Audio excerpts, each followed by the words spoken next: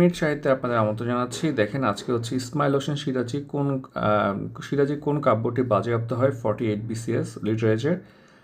এখন আমরা দেখি যে প্রশ্নটা হচ্ছে ইসমাইল হোসেন সিরাজি কোন কাব্যটা বাজেয়াপ্ত হয়, তাহলে হচ্ছে অনল প্রবাহ। অনল প্রবাহ হচ্ছে আপনার একটা পুনর্জাগরণ, উনি হচ্ছেন পুনর্জাগরণবাদী কবি, এটাও পরীক্ষায় আসতে পারে। মুসলিম পুনর্জাগরণবাদী কবিকে ইসমাইল হোসেন সিরাজি। তার বিখ্যাত কাব্যগ্রন্থ হচ্ছে অনল প্রবাহ, 1900 সালে প্রকাশিত হয়। ঠিক আছে, প্রথম কাব্যগ্রন্থ ইংরেজি বিদ্বেষী মনোভাব থাকার কারণে হচ্ছে ইংরেজ সরকার এটা নিষিদ্ধ করে আর কি। ঠিক আছে, তার অন্যান্য কাব্যগ্রন্থ হচ্ছে স্পেন বিজয়, এটা পরীক্ষা অনেকবার আসছে বিসিএসে, স্পেন বিজয়। ঠিক আছে, এখানে আপনার দুইজন আপনার বীর থাকে আর কি, স্পেন বিজয়, একটা মুসলিম একজন ওই দেশের, একজন হচ্ছে তারিক, একজন হচ্ছে রড্রিক সম্ভবত, হ্যাঁ তারিক রড্রিক, এটা পরীক্ষায় আসে।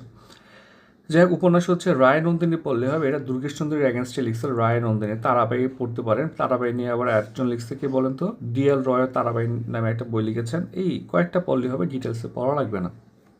কেমন মানে ইসমাইল হোসেন সিরাজি থেকে আপনি দুই তিনটা বইয়ের নাম পড়লেই আশা করি হয়ে যাবে।